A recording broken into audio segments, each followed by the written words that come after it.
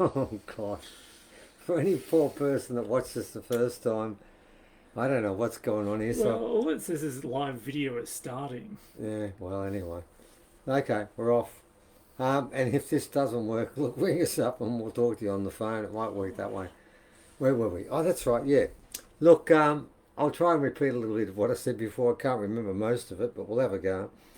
We're going to do an online conference, and like I just said before, and I don't know where that's gone, we normally do archaeology, history, science. Sometimes we do what is called by our critics as woo-woo stuff, don't we, Evan?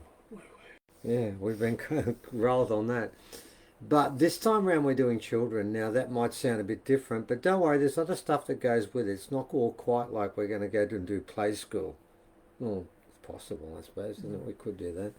But we won't be doing that simply because as I said quite recently, I'm 92.68% convinced that there is going to be a change, a massive change in everything, and we're going to have to reset all our values and connect with the planet. And the integral part of that is our children.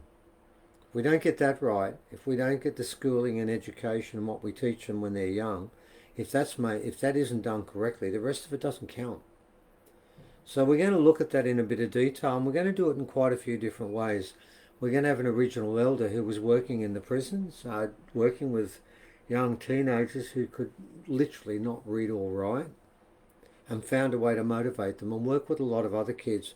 And he found a way of using original cultural values and mores and law in a way that actually motivated the children. And it sounded very much like a older version of what's taking place in Maury with that beautiful setup where the infants in primary work around 10 dreaming stories. It seems a continuation, so we figured we'd do that. Um, I'm going to talk a lot about what schooling was like and how it failed original culture and teaching in Aboriginal studies and led to me pulling out of the Department of Education. I'm going to talk about the system that has failed and how it's failed and why it will always fail in trying to teach children properly. And then I'm going to introduce the first part of the new system with a curriculum, and it's going to be based around archaeology. Yes, they're going to learn this about why we know the Egyptians were in Australia. And we're going to be showing people a lot of stuff we've never shown before, or did do this maybe 10, 15 years ago and may not be aware of it. What we aren't going to do is to cover carry-on glyphs. What we are going to do is do 9 other pieces of archaeology that are incredibly Egyptian. And it's a two-part series. It's called After and Before. And what you're going to find when it comes to Egypt, if you go back to the 1930s, every esteemed academic in Australia was saying the same thing. Egyptians were in Australia. Now, you might find that hard to believe, but we can prove that. They're all saying the same thing, and we're going to quote from 4 of the very best. 2 who were knighted for their services to academia. We all made the same contact about the incredible links. In fact, Sir Grafton Elliott Smith said he was amazed by how much evidence there was that Egyptians and Australians were together in ancient times. And we're going to look at that, and we're also going to raise a lot of other pieces of archaeology you may not be aware of that is obviously showing the same story. So, having said that, we're going to have Sarah on, and she's going to do this from a different point of view. Non-original. She's going to talk about children, and her concerns as a mother in what comes ahead in the schooling system and the system we have at the moment, why it's got to change. So we're going to do it from a different points of view. And of course, Leah's not feeling great at the moment, is in America, but she's recovered enough, and I'm going to send her a set of 10 questions for Mesref to answer. And something different about this one, the first 4 are all going to be prophecies from Edgar Cayce. I'm interested to see what he's got to say about the prophecies of the sleeping prophet. My wife's been reading couple of books of his recently and reads me sections there. And I've taken 4 interesting comments he made. And then I'm going to ask Mesref his take on that. And then I'm also going to ask him a little bit about who he actually is, but that's a different part of the equation. Now, ladies and gentlemen, there is an article out with this one. It's called After and Before, and Evan's just put it up.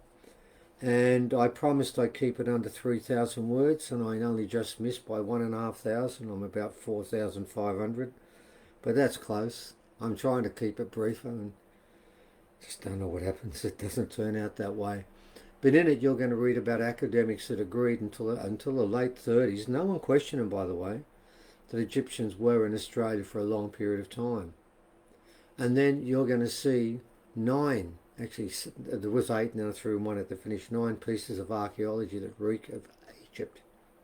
And then you ask yourself, and then we don't even talk about the carry-on glyphs, because my point is, when archaeologists dismiss the carry-on glyphs, they talk about the glyphs and they talk about an issue they see there.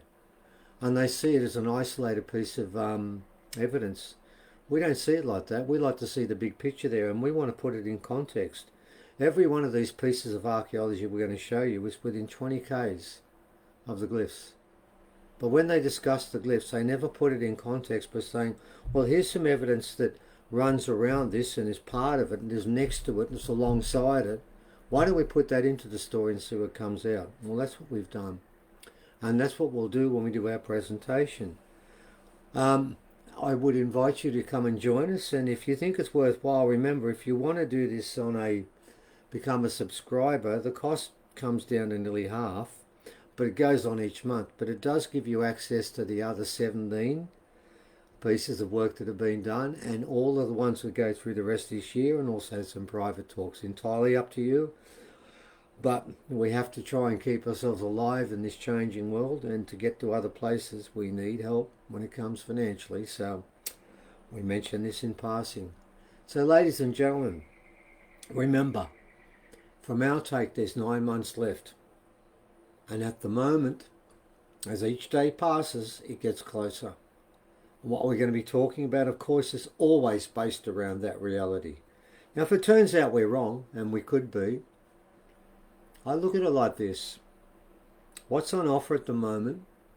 And I watched the TV. I had the news on yesterday, and I mentioned this, I think, recently when we did a talk a few days ago.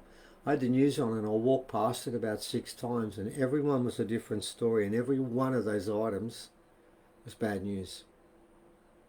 And that's what this path is about. The one they're offering you is fear. Fear of the air you breathe, fear of a virus, fear of the person who walks next to you, fear of the Russians, fear of the Chinese, fear of losing your job. Just constant fear. That's all they want to offer us, and that's it. And they're dragging us down by degrees to the lowest possible level. Because when you're fearful, you don't make enlightened choices. You make reactions. And the reactions are guided by others because you've passed thinking, because you're now in a state of panic. That's what this world is turned into. So I'm going to put my 92.8 or 68% probability that what we spoke about at Uluru, and the third ceremony taking place at the end of this year, the third solstice, is the completion of a path where each person will be judged by themselves. So all our presentations are based around that theme, and these ones are based around the most precious gift we can give to humanity, our children. And I can tell you now, I just read in the paper a couple of days ago, 2 more NAPLAN tests are going to be giving, I think, in year 6 and year 10. The 2 years when they had a break from NAPLAN tests, they're nearly going to be tested every year, all the time tested. That's what education is about. And actually it was one of the reasons I left, because I heard a teacher talking about that, and it was an inspiration for me to leave a conference where I was flown down from where I was to Sydney and asked to participate in rewriting the curriculum. And I heard that word test, training for test, training to pass, and that seemed to be the new motto.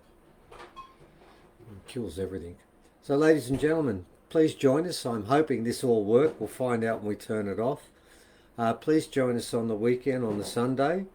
It will be interesting, we can promise you that. We have some great speakers and some fascinating information. Until next time, I'll try and turn this off. God only knows. Hey Evan, how do I turn it off? I don't know, but I checked on my phone. It looks like we are live. Oh, good. So it's going to look really sophisticated now. Yeah, especially this bit. Okay. Off. There's no off button. I know, I'm looking for the damn thing. Right. I think I'll click away and it might say Okay, something. good. That worked pretty well. Oh, If you never yes. get away from the screen, the lies. Do you want to continue in an No. video?